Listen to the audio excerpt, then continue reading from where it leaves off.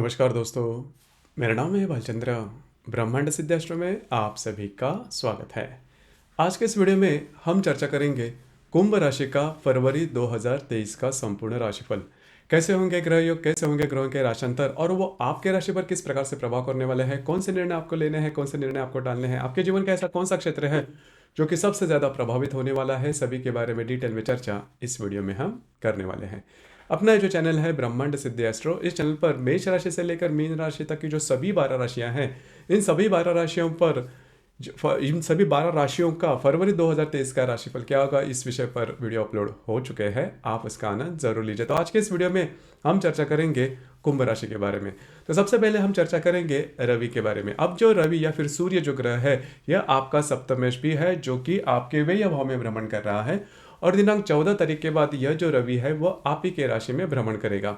तो पिछले करीबन 10-15 दिनों में आपने देखा होगा, आप में और आपके जो वैवाहिक जोड़ीदार हैं उनमें जो तालमेल जो है वो ठीक से नहीं चल रहा है। छोटी मोटी बातों को लेकर प्रॉब्लम कॉम्प्लिकेशंस हो रहे हैं। उसी प्रकार उनके स्वास्थ्य के बारे में भी जो परेशानियां हैं वो सामने आ रही है। तो ये जो बातें हैं वो करीबन 16-17 तारीख के बाद, मतलब फरवरी 16-17 तारीख के बाद ये जो बातें हैं, ये जो कॉम्प्लेक्स है आप दोनों में, वो काफ़ी मायनों में कम होता हुआ नजर आएगा। तो जो रवि का भ्रमण करीबन 16-17 तारीख के बाद आपके लिए शुभ फलदायी साबित होगा। उसमें और एक बात जो होगी, वो आप में जो कॉन्फिडेंस है वो काफ़ी अच्छी तरीके से डेवलप होता हुआ नजर आएगा।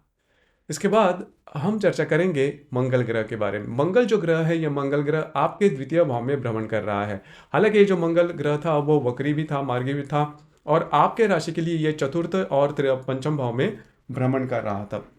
तो यहाँ पर आपने देखा होगा कि पिछले करीबन 3-4 महीने में जो बातें हैं वो काफ़ी ज़्यादा प्रॉब्लमैटिक आपके लिए हो चुकी है। मतलब खास करके घर के जो लोग हैं उनके साथ जो इंटरेक्शन है उसमें काफ़ी ज़्यादा बदलाव आपने देखा होगा। घर के जो लोग, उनके साथ प्रॉब्लम कॉम्प्लिकेशंस काफ़ी मायनों में आपने देखी होगी। अब ये जो मंगल है ये आपका तृतीयेश भी है, उसी प्रकार आपका दशमेश भी है। तो जहाँ पर आप काम करते हो, नौकरी करते हो या फिर व्यवसाय करते हो, वहाँ पर की जो परिस्थितियाँ हैं वो भी नॉर्मल नहीं है। तो ये जो सभी बातें हैं वो काफ़ी मायनों में कम होती हुई नजर आएंगी। मैं ये तो नहीं कहूँगा कि पूरी तरह से वाइप आउट हो जाएगी या फिर डिलीट हो जाएगी, सिर्फ इसकी जो इंटेंसिटी है वो काफ़ी मायनों में कम होती हुई नजर आएगी। जैसे कि पिछले करीबन 2-3 महीने में आपने देखा होगा कि घर का जो वातावरण है वो नॉर्मल नहीं है। छोटी मोटी बातों को लेकर तकरारें हो रही है, या फिर आपका जो भी कार्य क्षेत्र है उससे रिलेटेड भी। तो ये जो बातें, इसकी जो इंटेंसिटी काफ़ी ज़्यादा बढ़ चुकी थी पिछले करीबन 1.5-2 महीने में, वो काफ़ी कम होते हुए नजर आएंगे। तो कुल मिला के देखा जाए तो, या फिर मोटे तौर पर अगर देखा जाए तो ये जो मंगल का भ्रमण है वो भी आपके लिए कई मायने में शुभ फलदायी साबित होगा। इसके बाद हम चर्चा करेंगे बुध ग्रह के बारे में। अब ये जो बुध ग्रह है ये आपका पंचमेश भी है और आपका अष्टमेश भी है, जो कि आपके व्यय भाव में भ्रमण कर रहा है, जो कि आपके लाभ भाव में भ्रमण कर रहा है। और दिनांक 8 तारीख के बाद यह आपके व्यय भाव में भ्रमण करेगा और 28 तारीख के बाद यह जो बुध है वो आप ही के राशि में भ्रमण करेगा। जैसे कि मैंने कहा था कि ये जो बुध है वो आपका पंचमेश भी है और आपका अष्टमेश भी है। तो करीबन 8 तारीख से लेकर 28 तारीख तक का जो समय है, इसमें ये जो बुध है वो आपके व्यय भाव में भ्रमण करेगा। तो यहाँ पर आपको बहुत ज़्यादा चौकन्ना रहना होगा। खास करके अगर आप किसी के रिलेशनशिप में हैं तो वहाँ पर छोटी मोटी बातों को लेकर तकरार हो सकती है, तकरार काफ़ी बढ़ भी सकती है। उसी प्रकार अगर आपकी संतान है तो संतान के बारे में भी ऐसी कोई बातें सामने आ सकती है जो कि आपको काफ़ी ज़्यादा स्ट्रेस दे सकती है। तो जान लीजिए ये बातें बहुत ही ज़्यादा महत्वपूर्ण है। उसी प्रकार अगर आप शेयर मार्केट में ट्रेड करते हो तो बड़े रिस्क बिल्कुल भी नहीं लेना। जिस रिस्क के बारे में आपको किसी भी तरह की पता नहीं है, भाग्य के आधार पर अगर आप कोई रिस्क लेते हो तो वो बातें बिल्कुल भी नहीं करना, क्योंकि आपकी जो राशि है वह 7.5 के बीच में के फेज में है। तो इसके बारे में हम चर्चा आगे करेंगे। लेकिन ये जो बुध का भ्रमण है वो आपके लिए शारीरिक तौर पर फिजिकल इश्यूज भी ला सकता है। तो ध्यान दीजिए, जो बुध का भ्रमण है वो आपके लिए अशुभ फलदायी हो सकता है। तो थोड़ा सा इसके बारे में चौकन्ना रहना ज़्यादा आवश्यक होगा। इसके बाद हम चर्चा करेंगे गुरु ग्रह के बारे में। अब ये जो गुरु ग्रह है ये आपके द्वितीय भाव में भ्रमण कर रहा है। हालांकि ये मार्गी भी हो चुका है, और ये जो गुरु है यह गुरु आपका लाभेश भी है और आपका धनेश भी है। महत्वपूर्ण ऐसे धन भाव का यह स्वामी है, जो कि स्वयं की राशि में मार्गी है। तो पैसे के मामला में किसी भी प्रकार के बड़े प्रॉब्लम कॉम्प्लिकेशंस आपको देखने नहीं मिलेंगे। हालांकि आपकी कुछ अच्छी इन्वेस्टमेंट भी हो सकती है, आपके जो मित्र परिवार है उनसे भी आपको मदद मिल सकती है। अब ये जो गुरु है वो पंचम दृष्टि से आपके षष्ठ भाव को देख रहा है, सप्तम दृष्टि से ये आपके अष्टम भाव को देख रहा है, और नवम दृष्टि से ये आपके भाग्य भाव को देख रहा है। तो स्वास्थ्य के बारे में ध्यान देना थोड़ा ज्यादा आवश्यक होगा। इसके बाद हम चर्चा करेंगे शुक्र ग्रह के बारे में। अब ये जो शुक्र ग्रह है, ये शुक्र ग्रह आपके लिए काफ़ी महत्वपूर्ण ग्रह होता है, क्योंकि ये आपका चतुर्देश भी है और आपका भाग्येश भी है। तो केंद्र कोण स्थान का अधिपति होने के कारण इसे राजयोग कारक ग्रह भी कहा जा सकता है। तो ये जो शुक्र है, ये शुक्र आप ही के राशि में भ्रमण कर रहा है और दिनांक 16 तारीख के बाद ये आपके द्वितीय भाव में भ्रमण करेगा। तो जो शुक्र का भ्रमण है वो आपके लिए बहुत ही ज़्यादा शुभ फलदायी साबित होगा।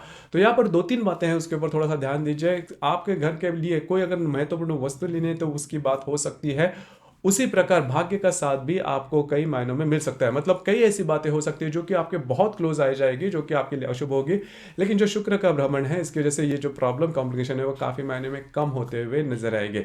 लेकिन आपको इसके बारे में बहुत ज़्यादा चौकन्ना रहना होगा, क्योंकि अब जो बात कर रहे हैं शनि ग्रह के बारे में, वो आपके लिए काफ़ी महत्वपूर्ण साबित होगी। खास करके आपके राशि में जो शनि है वो आ चुका है 17 जनवरी से। 17-18 जनवरी से ये जो शनि है वो आप ही के राशि में भ्रमण कर रहा है और करीबन मई 2025 तक यह जो शनि है वो आप ही के राशि में रहेगा वक्री मार्गी चलते। तो आपको बहुत ही ज्यादा चौकन्ना रहना होगा। हालांकि कहा जाता है कि आपके राशि का शनि है, स्वामी शनि है, तो आपके लिए 7.5 इतनी नॉर्मल नहीं, इतनी प्रॉब्लमेटिक नहीं जाएगी। लेकिन ऐसा बिल्कुल भी नहीं, इस संदेह में नहीं रहना। क्योंकि शनि अगर आपके राशि में जाते हैं तो पहले सबसे इंपॉर्टेंट बात, आपके जो अंदाज है वो चूक जाते हैं। सामने व्यक्ति होते हैं वो भी कुछ अलग ही प्रकार से बिहेव करते हैं और जिसका खामियाजा आपको भुगतना पड़ता है। और जो आपके आपके जो भी अंदाज, जैसे मैंने कहा, वो आपके चूक जाते हैं। तो ध्यान रखिए, किसी भी प्रकार के आउट ऑफ द वे जाके काम नहीं करना। अगर करते हो तो प्रॉब्लम आ सकती है। हालांकि ये जस्ट आपके राशि में अभी एंटर हो चुका है शनि। तो अगर आपका धनिष्ठा नक्षत्र है, मतलब धनिष्ठा नक्षत्र जो कि मकर राशि में इसके 2 चरण आते हैं, कुंभ राशि में इसके 2 चरण आते हैं। तो यदि आपका धनिष्ठा नक्षत्र है या फिर शततार का नक्षत्र है, खास करके अगर आपका धनिष्ठा नक्षत्र है, तो आपको चौकन्ना रहना बहुत ही ज्यादा आवश्यक होगा। प्रॉब्लम कॉम्प्लिकेशंस आपके लिए काफी ज्यादा बढ़ सकते हैं। आउट ऑफ द वे जाके कोई भी बात नहीं करना, बुरी तरह से फंस सकते हो और उसका जो खामियाजा है वो आगे आपको भुगतना पड़ सकता है। तो ध्यान रखिए, किसी भी प्रकार के नए जो भी आपका जो रूटीन लाइफ है उसमें आप जा सकते हो, लेकिन अलग कुछ करते हो तो वो आपके लिए प्रॉब्लम वाली बात हो सकती है। तो शनि का जो भ्रमण आप ही के राशि में, हालांकि 7.5 में है आपकी राशि, तो आपको थोड़ा सा चौकन्ना रहना ज्यादा आवश्यक होगा। उसी प्रकार जो राहु है, वो राहु आपके तृतीय भाव में भ्रमण कर रहा है और जो केतु है वो केतु आपके भाग्य भाव में भ्रमण कर रहा है। राहु और केतु के साथ किसी अन्य ग्रह के महत्वपूर्ण ग्रह योग न होने के कारण इसका जो प्रभाव है या फिर परिणाम है वो आपको बहुत ही एक्सट्रीम लेवल पर नहीं मिलेंगे। लेकिन यहाँ पर मोटे तौर पर अगर देखा जाए तो आपके राशि में काफी ज्यादा ग्रह है वो भ्रमण कर रहे हैं। तो इस महीने में यह जो महीना है वो आपके लिए थोड़ा सा क्रिटिकल होगा। आपको बहुत ज्यादा चौकन्ना रह के जो बातें हैं वो करनी होगी। किसी भी प्रकार के ऐसे डिसीजन नहीं लेना जो कि आपके लिए काफी ज्यादा एक्सट्रीम पर जा सकते हैं। जैसे मैंने कहा कि आपकी जो राशि है वो 7.5 के प्रभाव में है, तो प्रॉब्लम आपको आ सकती है। तो ध्यान रखिए, इन चीजों पर थोड़ा सा ध्यान रखना आवश्यक है। अब हम चर्चा करेंगे ग्रह योगों के बारे में। ग्रह योग के बारे में अगर देखा जाए तो रवि और हर्षल का केंद्र योग होने जा रहा है। हर्षल जो कि आपके तृतीय भाव में है, उसके साथ आपके व्यय भाव का जो रवि है वह केंद्र योग करने जा रहा है। रवि जो है वो आपका सप्तमेश भी है। तो करीबन 2-3 तारीख के दरमियान या फिर 3-4 तारीख के दरमियान आपके जो वैवाहिक जोड़ीदार है उनके स्वास्थ्य के बारे में थोड़ा सा ध्यान देना आवश्यक है। उनमें और आप में छोटी मोटी बातों को लेकर तकरार हो सकती है। अब ये जो तकरार है वो थोड़ी बढ़ भी सकती है, तो ध्यान रखिए। उसी प्रकार दिनांक 5 तारीख को मंगल और शुक्र का केंद्र योग भी होने जा रहा है। मंगल जो कि आपके चतुर्थ भाव में भ्रमण कर रहा है, उसके साथ जो शुक्र आप ही के राशि में भ्रमण कर रहा है, दोनों का केंद्र योग होने जा रहा है। तो घर के जो लोग हैं उनके साथ छोटी मोटी बातों को लेकर तकरार हो सकती है और ये थोड़ी बढ़ भी सकती है। तो ध्यान रखें, खास करके घर के जो पुरुष वर्ग होंगे उनके साथ ये जो बातें हैं वो हो सकती है। उसी प्रकार दिनांक 16 तारीख को रवि और शनि की युति भी होने जा रही है। रवि जो कि आप ही के राशि में भ्रमण करेगा और जो शनि आप ही के राशि में अभी जो भ्रमण कर रहा है, दोनों की युति होने जा रही है। इस संपूर्ण महीने में सबसे ज्यादा क्रिटिकल, सबसे ज्यादा इंपॉर्टेंट ये युति साबित हो सकती है। क्योंकि जो रवि है आपका सप्तमेश है, शनि जो है आपका व्ययश भी है और आपके राशि का स्वामी। जो इसके पहले जो बात की थी, आप में और आपके वैवाहिक जोड़ीदार है, इनमें ऐसी कोई प्रॉब्लम कॉम्प्लिकेशन बहुत ज़्यादा हो सकती है, जिसके वजह से जो आपके जो रिलेशनशिप है उस पर भी इफेक्ट हो सकता है। या फिर आपके जो वैवाहिक जोड़ीदार है उनके स्वास्थ्य के बारे में आपको ध्यान देना बहुत ज़्यादा आवश्यक होगा। उसी प्रकार इसके बाद हर्षल और बुध का केंद्र योग होने जा रहा है। बुध जो कि आप ही के राशि में भ्रमण करेगा और जो हर्षल आपके तृतीय भाव में भ्रमण कर रहा है, दोनों का केंद्र योग होने जा रहे हैं। तो अगर आप किसी के रिलेशनशिप में हैं तो वहाँ पर छोटी मोटी बातों को लेकर तकरार हो सकती है, लेकिन सबसे महत्वपूर्ण बात आपको स्वयं के स्वास्थ्य के बारे में ध्यान देना बहुत ही ज़्यादा आवश्यक होगा। थोड़ा मेंटल स्ट्रेस या फिर मानसिक तनाव में आ सकते हो, जिसके वजह से ज़्यादा स्ट्रेस टेंशन आपके सामने आ सकते हैं। तो थोड़ा सा खुद पर कंट्रोल करना ज़्यादा आवश्यक होगा।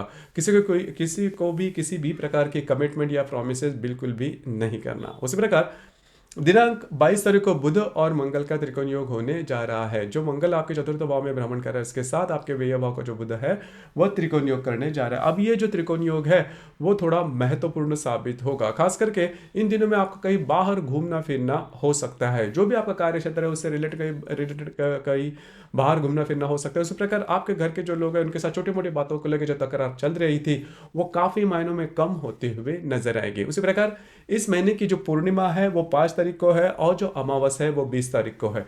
इन दोनों तिथियों में मतलब पूर्णिमा और अमावस के दिन किसी भी प्रकार के महत्वपूर्ण निर्णय नहीं लेना, क्योंकि रविचंद्र का जो आकर्षण होता है पृथ्वी के प्रति वो बहुत ही ज़्यादा पाया जाता है इन दिनों में। इस वजह से हमारी जो भावनाएं हैं वो ज़्यादा तीव्रतम हो जाती है और इमोशनल के चलते हुए अगर आप कोई निर्णय लेते हो तो वो चूकने की ही संभावना ज़्यादा बनती है। तो इस वजह से किसी भी प्रकार के महत्वपूर्ण निर्णय इन दिनों में बिल्कुल भी नहीं लेना। अब मोटे तौर पर जैसे मैंने कहा कि देखा जाए तो आपकी जो राशि है 7.5 में भी चल रही है और आपके राशि में कई ज़्यादा ग्रह भी है। तो यह जो पर्टिकुलर महीना है मतलब फरवरी का, वो काफ़ी ज़्यादा इवेंटफुल आपके लिए हो सकता है। यह इस महीने में किए गए जो भी निर्णय आप लोगे वो काफ़ी ज़्यादा सोच समझ कर लेने होंगे। ऐसी भी कई बात हो सकती है कि आप निर्णय लेट गो नहीं कर सकते, उसको पोस्टपोन नहीं कर सकते। तो इस वजह से जो भी निर्णय लेने हैं वो आपको काफ़ी ज़्यादा प्रैक्टिकल स्वरूप से लेने होंगे। मतलब अगर आप इमोशंस में जाते हैं तो वो निर्णय चूकने की ही संभावना काफ़ी ज़्यादा बनती है। उसी प्रकार आउट ऑफ द वे जाके या फिर रिस्क लेकर कोई भी बात बिल्कुल भी नहीं करना। तो दोस्तों ये था कुंभ राशि का फरवरी 2023 का संपूर्ण राशिफल। आपको ये राशिफल कैसे लगा, आपने किस प्रकार से अनुभव किया, नीचे कमेंट बॉक्स में जरूर कमेंट करना और अपना जो चैनल है ब्रह्मांड सिद्धि एस्ट्रो इसे भी लाइक शेयर और सब्सक्राइब जरूर करना। धन्यवाद।